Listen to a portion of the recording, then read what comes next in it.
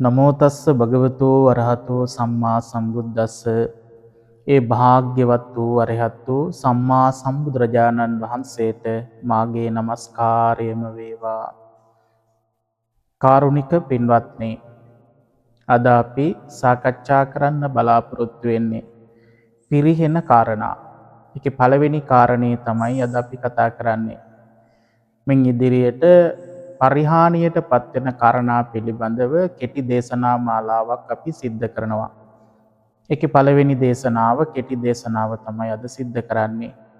මේ දේශනා මාලාව සිද්ධ කරන්නේ භාග්‍යවත් බුදුරජාණන් වහන්සේ දේශනා කරපු පරාභව සූත්‍රය ඇසුරින්. මේ සූත්‍රය අපේ ජීවිතයට ඉතාම වටින එකක්. මේක නිතර පුරුදු කරන්න ඕන එකක්. මේ සූත්‍ර දේශනාවේ කියවෙන කාරණා, උන්වහන්සේ අපිට අනුකම්පාවෙන් දේශනා කළ කාරණා අපේ ජීවිතය තුළ පුරුදු කළොත් ඒ කාන්තෙන් යා සැපයට පත්වෙනවාමයි, නිවීමකට පත්වෙනවාමයි, සැනසිල්ල ජීවත් වෙන්න පුළුවන් වෙනවාමයි. ඒ නිසා මේ කාරණා හොඳට පුරුදු කරන්නට ඕනි. භාග්‍යවත් බුදුරජාණන් වහන්සේ මේ සූත්‍රයේ දේශනා කරන්නේ දෙවියන්ට. දෙවියන් තමයි විමසන්නේ පිරිහෙන්න කාරණා. ඔබ අහලා තියෙනවනේ මහා මංගල සූත්‍රය. අපි නිතරම සජ්ජායනා කරන්නේ පිරිත් කියද්දි. මේ මහා මංගල සූත්‍රයේ කියවෙන්නේ මංගල කරුණු. ජීවිතය යහපත් කරන්න, සුන්දර කරගන්න අවශ්‍ය කරන මංගල කාරණා තමයි ඒකේ කතා කරන්නේ.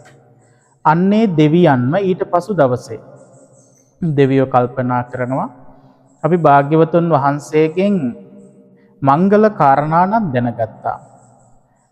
ඒ වගේම අපිට දැනගන්න තිබුණා නම් හොඳයි පිරිහෙන කාරණා. අන්නේ පිරිහෙන කාරණා විමසන්න භාග්‍යවතුන් වහන්සේ ළඟට ආවට පස්සේ ඒ භාග්‍යවතුන් වහන්සේ දේශනා කරපු කාරණා ටික තමයි මේ සූත්‍ර දේශනාව තුළ තියෙන්නේ. ඒවා ඊටාම වටින කාරණා. අද ඉඳන් අපි ඒවා එකින් එක සාකච්ඡා කරමු. අපේ ජීවිතේට ඒ කාරණා පුරුදු කරන්න උත්සාහයක යෙදෙමු. ඊටාම සරල විදිහට තමයි කියලා දෙන්නේ. ඊටාම සරල විදිහට ඔබට තේරෙන ආකාරයෙන් මේවා කියලා දෙනවා. එතකොට ඔබ උත්සාහවන්ත වෙන්නට ඕනි මේ කාරණා ටික ජීවිතේ පුරුදු කරන්නට. පළවෙනි කාරණාව භාග්‍යවතුන් වහන්සේ දේශනා කරනවා. යම් කෙනෙක් ධර්මයේ අහන්න අකමැතිද, ධර්මයේ අහන්න අකමැති වෙනවා නම් එයා පිරිහෙනවා කියලා. නම් පරිහානියට පත්වෙන පළවෙනි කාරණේ තමයි ධර්මයට තියෙන අකමැත්ත, ධර්මයේ අහන්න තියෙන අකමැත්ත, ධර්මයේ පුරුදු කරන්න තියෙන අකමැත්ත. මේක ඒ අකමැති පුජ්‍යලයාගේ ජීවිතයේ පරිහානියටම පත් කරනවා. අපි බලමු මේක වෙන්නේ කොහොමද කියලා. ධර්මය කියන්නේ මොකක්ද? බණ අහන්න ඕනේ ඇයි? මොකටද මේක පිළිපදින්න ඕනේ? මේ කාරණා ටික දැනගත්තාම ඔබට තේරෙනවා මේකට අකමැති වුණාම පිරිහෙන්නේ ඇයි කියලා.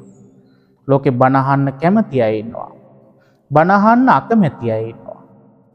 මේ දෙගොල්ලම ඉන්නවා. ඒතර බණ අහන්න අකමැති හැමෝම පරිහානියට යනවද? ඔබට ප්‍රශ්නයක් මතුවෙනවා. ඒ ධර්මයේ කියන එක හරියට තේරුම් ගත්තේ නැති වුණා.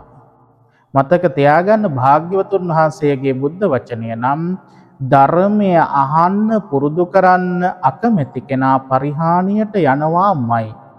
මෙලවත් පිරිහෙනවා, පරලොවත් පිරිහෙනවා. ඒක ඒකාන්ත සත්‍යයක්මයි. ඒකයි මම මුලින් කිව්වේ මේක හරියට තේරෙන්න ඕනේ.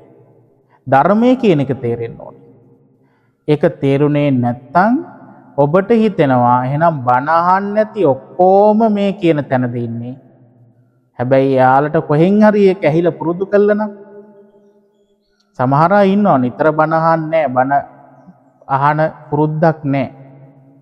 හැබැයි යාලගේ ජීවිතයේ ධර්මයේ තුල කියවෙන කාරණා වැඩෙනවා. නම් යාට ධර්මයේ කොහෙන් හරි ඇවිල්ලා තව කෙනෙක් කරනවා හරි දිහා බලාගෙන කරලා කොහෙන් හරි යාට හුරුවක් තියෙනවා.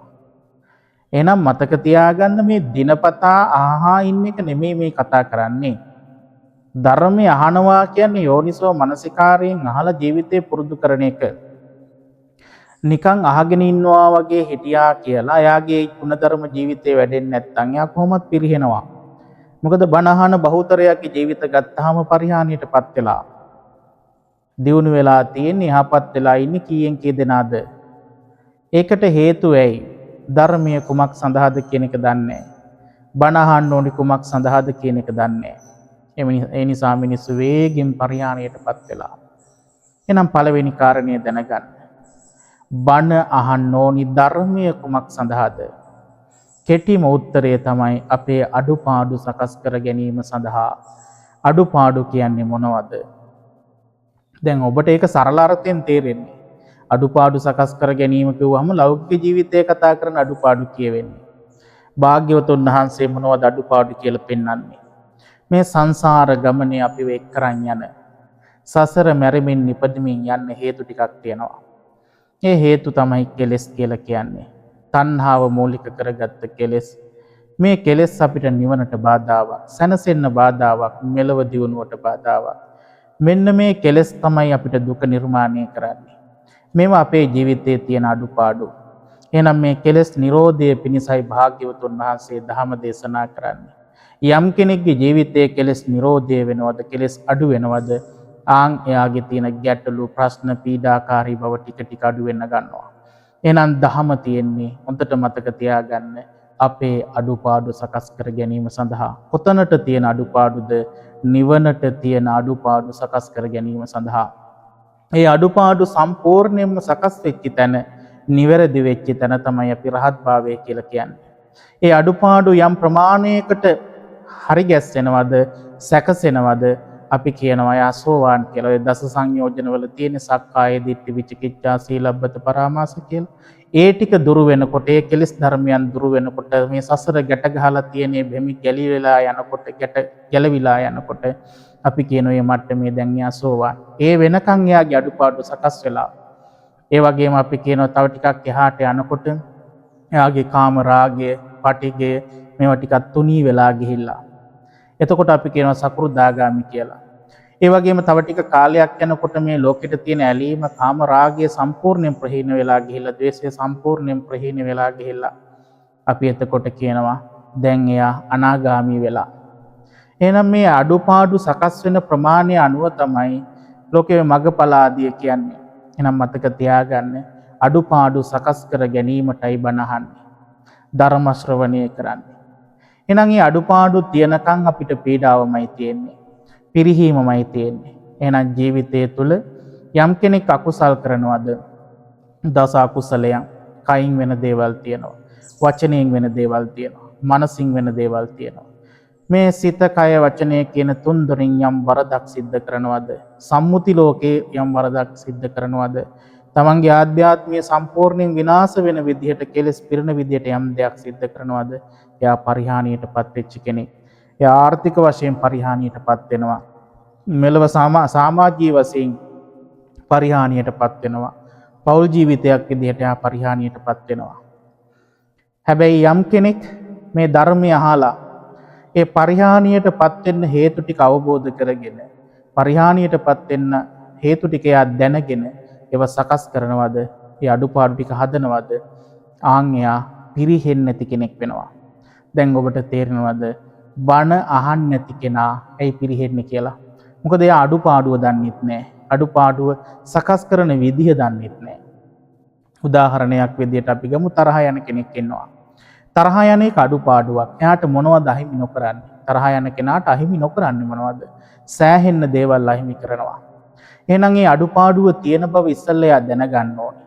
දැනගන්න පුළුවන් වෙන්නේ දහම අහන කෙනාටයි. ඒ අඩුපාඩුව නැති කරන ක්‍රමවේදයක් තියෙනවා. ඒක ඇති වෙච්ච විදිහක් තියෙනවා. අඩුපාඩුව දැනගන්නවා, අඩුපාඩුව ඇති වෙච්ච හේතුවක් තියෙනවා. ඒ හේතුව හොයාගන්න පුළුවන් වෙන්නේ බණ අහන කෙනාටමයි. ඒකේ නිරෝධයක්, නැති කිරීමක් තියෙනවා, නැති කරන මාවතක් තියෙනවා. ඒ නැති කරන මාවත හොයාගන්න පුළුවන් වෙන්නේ බණ අහන කෙනාටමයි. එහෙනම් මතක තියාගන්න ධර්මය අහන්න කැමැත්තක් තියනවාද? ආන් එයා විතරයි දියුණු වෙන්නේ. එයාට විතරයි ගැලවීමක් තියෙන්නේ. මෙලවත් පරලවත්. මෙලවත් පරලවත්. මතක තියාගන්න මේ දියුණුව කියලා කියන්නේ සල්ලි භාගි හොයාගන්න එකම නෙමෙයි. මිනිස්සුන්ට හිතෙනවා ඇති හොරකම් කළා සල්ලි හොයන්න පුළුවන්. ඒ වගේම මංකොල්ල කාලා සල්ලි හොයන්න පුළුවන්. මිනිමරලා සල්ලි හොයන්න පුළුවන්. ඒත් ලෝකේ සල්ලි භාගි හම්බ වෙනවා. හැබැයි අපිරිහිලා. එයාගේ ආධ්‍යාත්මය පිරිහිලා එයා මෙලොව පිරිහිලා වගේම ඊළඟ ජීවිතයේ දුගතියට වැටෙනවා. නම් භාග්‍යතුන් වහන්සේ පෙන්වන්නේ මේ සල්ලි ටිකක් වැඩි කරගන්න එක නෙමෙයි, දේපල ටිකක් වැඩි කරගන්න එක නෙමෙයි. ඒවත් උදා වෙනවා. ඒවත් උදා කරගන්න ක්‍රම අහු වෙනවා, නිවැරදි ක්‍රම. හැබැයි ධර්මීය දන්නේ නැතුව යහපත කියන එකවත් අයහපත කියන එකවත් හරියට තේරුම් ගන්න නැතුව යමෙක් යමක් සිද්ධ කරනවාද දියුණු වීම සඳහා, එයා ඒක අකුසලයෙන් නම් සිද්ධ කරන්නේ, එයා පිරිහිච්ච කෙනෙක්. නිසා මතක තියාගන්න, සාධාරණය කියන එක එන්නේ, යුක්ති සහගත බව කියන එක එන්නේ, අනිකාට පීඩා නොකර දේවල් කරන්න ඕනි කියන එක එන්නේ ධර්මය අහන කෙනාටමයි. එහෙනම් භාග්‍යවතුන් වහන්සේ පෙන්වනවා ධර්මය අහන කෙනා, ධර්මයට කැමති කෙනා එයා පිරිහෙන්නේ නැහැ කියලා. හැබැයි ධර්මයට අකමැති කෙනා, ධර්මයට වෛර කරන කෙනා, ධර්මයේ රුචි නොකරන කෙනා පරිහානියට පත් වෙනවා. ධම්ම දෙස්සී පරාභවෝ කියලා භාග්‍යතුන් වහන්සේ පෙන්වන්නේ. ඒ නිසා පරිහානියට පත් වෙන ඒ කාරණය ඔබ තුල තියෙනවාද කියලා ගවේෂණය කරන්න. එහෙම ගවේෂණය කරලා අද පටන් බණ අහන්න කැමැත්තක් ඇති කරගන්න. මොකටද බණ අහන්න ඕනි? මගේ අඩුපාඩු දකින්න, අඩුපාඩු ඇති වෙච්ච හේතුව දකින්න, අඩුපාඩු නැති කිරීමට නැති කරන මාවත දැනගන්න. අඩුපාඩු සකස් කර කර ඉස්සරහට යන්න. එයා නිවීමටපත් වෙනවා, දියුණුවටපත් වෙනවා. මේ කාරණේ හොඳට සිහිය තියාගෙන පරිහානියටපත් වෙන පළවෙනි කාරණේ උන ධර්මයට අකමැති බව, ධර්මය අහන්න අකමැති බව තමන්ගේ ජීවිතය තුළින් අයින් කරගන්න. ධර්මය අහන්න කැමැත්තක් ඇති කරගන්න. තෙරුවන් සරණයි.